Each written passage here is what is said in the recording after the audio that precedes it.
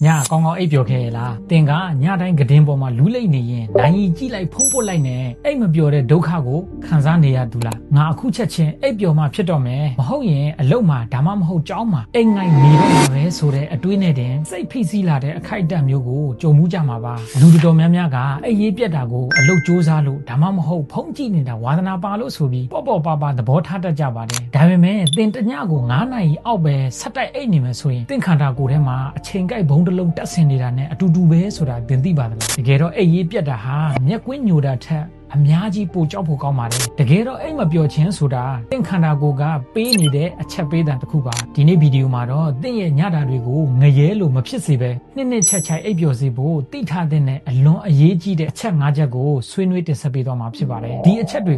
ကသိပ္ပံနီးကြအထောက်အထားတွေရှိတယ်လို့လက်တွေ့လုပ်ကြည့်ရင်လည်းတိတာထူးခြားလာမဲ့နီးလန်းတွေဖြစ်ပါတယ်လူတစ်ယောက်ဟာအနည်းဆုံးညဘက်မှာ9နာရီကနေ10နာရီအထိအရေးအသွေးရှိတဲ့အိပ်ဆက်ခြင်းကိုလိုအပ်တယ်လို့ရေပုံရအပြင်ဆိုကြပါတယ်ဒါပေမဲ့တဦးနဲ့တဦးတော့မတူနိုင်ပါဘူးကျွန်တော်တို့နေထိုင်တဲ့ယနေ့ခေတ် digital ကမ္ဘာကြီးမှာအဲ့ရမှာထက်ဖုန်းကြည့်ရတာကိုပိုဦးစားပေးမိနေတတ်ကြပါတယ်နောက်ပြီးစားတောက်နေထိုင်မှုပုံစံတွေကြောင့်လည်းကျွန်တော်တို့ရဲ့အိပ်ဆက်ခြင်း cycle ပျက်စီးနေတတ်ပါတယ်ဒါကိုကျွန်တော်တို့မပြင်ဘူးဆိုရင်ရေရှည်မှာမှတ်ညံချို့ယွင်းတာနှလုံးယောဂါစိတ်ကြယောဂါနဲ့စိတ်တွေမတီမငြိမ်တာတွေအထိဖြစ်လာနိုင်ပါတယ်ကဲဒါဆိုရင်ကျွန်တော်တို့ဘာတွေသိထားဖို့လိုမလဲနံပါတ်1 blue light အန်ဒီရဲ့ပထမဦးဆုံးသိထားရမှာကကျွန်တော်တို့ရဲ့ဖုန်းတွေ laptop တွေကထွက်တဲ့ blue light ရဲ့အကြောင်းကိုပါကျွန်တော်တို့ရဲ့အုံနောက်ထဲမှာဒီအိပ်ဆက်ခြင်းကိုအားပေးတဲ့ melatonin လို့ခေါ်တဲ့ဒီဟော်မုန်းတစ်ခုရှိပါတယ်သင်ကညဘက်အိပ်ခါနီးအထိဖုံးပွတ်နေမယ်ဆိုရင်အဲ့ဒီအပြာရောင်အလင်းတန်းတွေကသင်အုံနောက်ကိုမနှက်ခင်းဖြစ်နေပြီလို့လိန်ညာလှည့်ဖျားလိုက်တယ်လို့ဖြစ်သွားပါတယ်ဒါကြောင့်ကျွန်တော်တို့အိပ်ရမယ့်အချိန်လူကိုအိပ်ချင်စေတဲ့ဒီ melatonin ဟော်မုန်းမထွက်တော့ပဲ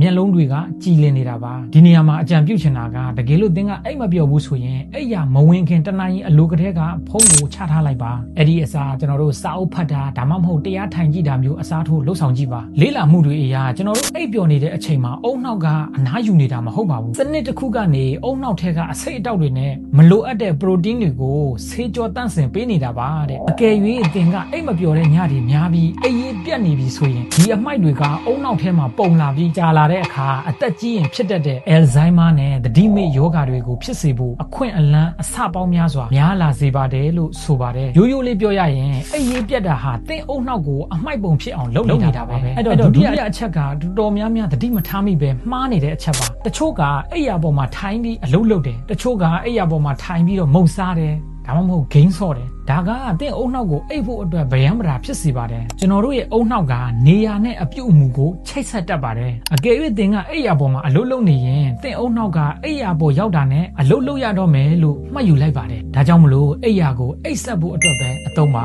အိပ်ရာကိုအိပ်ဆက်ဖို့အတွက်ပဲသုံးသင့်ပါတယ်သင်ကအိပ်မပြောတာတွေများနေပြီဆိုရင်အခြားအလုပ်တွေအားလုံးကိုအိပ်ရာပေါ်မှာလုံးဝမလုပ်သင့်ပါဘူးဒါမှအိပ်ရာထဲဝင်လိုက်တာနဲ့ဒါဟာအိပ်ရမယ့်အချိန်ဆိုတာကိုသင်အုံနောက်ကအလိုလျောက်သိသွားမှာဖြစ်ပါတယ်နံပါတ်3ကတော့ကော်ဖီနဲ့အရက်ပါဒီတတိယအချက်ကတော့စားတောက်မှုပုံစံတွေနဲ့ဆိုင်ပါတယ်ကျွန်တော်တို့တော်တော်များများကကော်ဖီကိုချစ်ကြတယ်ကျွန်တော်လည်းကော်ဖီကြိုက်ပါတယ်တချင်းထဲအတိုင်းပေါ့ကော်ဖီဆိုရင်ခါကြိုက်မိတယ်ဒါပေမဲ့ကျွန်တော်တို့သိထားရမှာကကဖိန်းရဲ့အာနိသင်ဟာခန္ဓာကိုယ်အထဲမှာ6နာရီကနေ8နာရီအထိကြာနေတတ်ပါတယ်အကယ်၍သင်ကအိပ်မပျော်ဘူးဆိုရင်ညနေ3နာရီနောက်ပိုင်းကိုကော်ဖီတောက်တာရှောင်သင့်ပါတယ်နောက်တစ်ခုကအရက်ပါလူတော်များများကအရက်တောက်ရင်အိပ်ပျော်လွယ်တယ်လို့ထင်ကြပါတယ်အိပ်မပျော်ရင်အရက်တောက်ပြီးအိပ်တဲ့လူတွေရှိပါတယ်မှန်ပါတယ်အရက်ကတင့်ကိုအမြန်အိပ်ပျော်စေပေမဲ့အဲ့ဒီအိပ်ဆက်ခြင်းကအရေးအသွေးမရှိတဲ့အိပ်ဆက်ခြင်း deep sleep မရတဲ့အိပ်ဆက်ခြင်းပဲဖြစ်ပါတယ်စဉ်းစားကြည့်လေအရက်တောက်ထားတဲ့သူကမကြာခဏနိုးနေတတ်ပါတယ်ရင်ငတ်တာကိုဒါကြောင့်ကောင်းမွန်တဲ့အိပ်ဆက်ခြင်းမရတဲ့အတွက်မနဲ့နိုးလာရင်ပိုပြီးပင်ပန်းနေပါလိမ့်မယ်စတုတ္ထချက်ကတော့ရိုးရှင်းပေမဲ့ထိရောက်တဲ့နီလန်တစ်ခုပ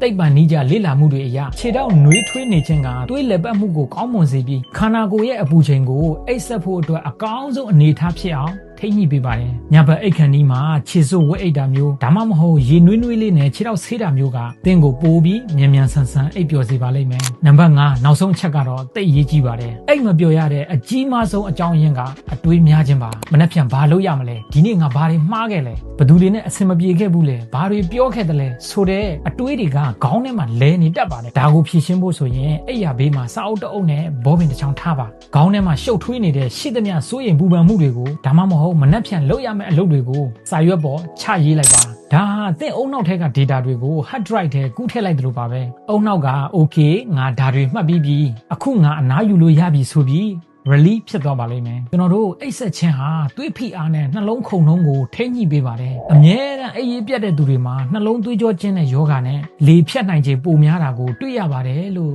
ဆိုပါတယ်သိပ္ပံပညာရှင်တွေရဲ့လေ့လာချက်အရတညကို9နာရီအထက်လျော့နေပြီးအိပ်တဲ့သူတွေဟာနှလုံးယောဂဖြစ်နိုင်ခြင်း45%ပိုများတယ်လို့သိရပါတယ်ဒါဟာသင်ရဲ့အသက်အန္တရာယ်ကိုတိုက်ရိုက်ချင်းချောက်နေတာပါဒါကြောင့်အိပ်ရေးပြတ်ခြင်းကသင်ကိုအဲ့ဒါလောက်အထိဖြစ်သွားစေနိုင်တယ်ဆိုတာကိုသင်သတိထားမိရဲ့လားတကယ်တော့အိပ်ဆက်ခြင်းကကျွန်တော်တို့ထင်ထားတာထက်အများကြီးပိုအရေးကြီးတယ်ဆိုတာထင်ရှားပါတယ်ငါကအေးပြတ်တာခန္ဓာရင်ရှိပါတယ်လို့ကို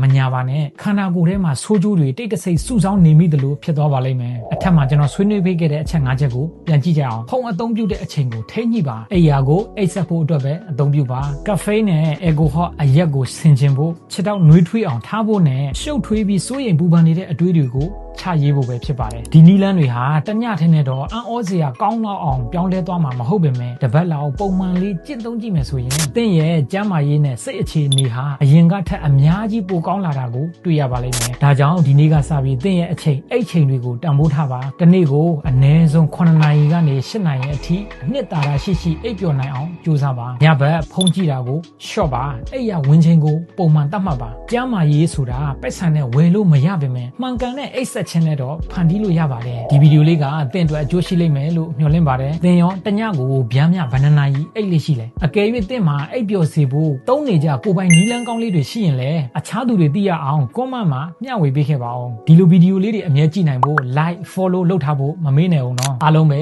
နှစ်ချက်အိပ်ပျော်နိုင်ကြပါစေလို့ဆန္ဒပြုရင်နောက်ဗီဒီယိုမှာပြန်တွေ့ကြရအောင်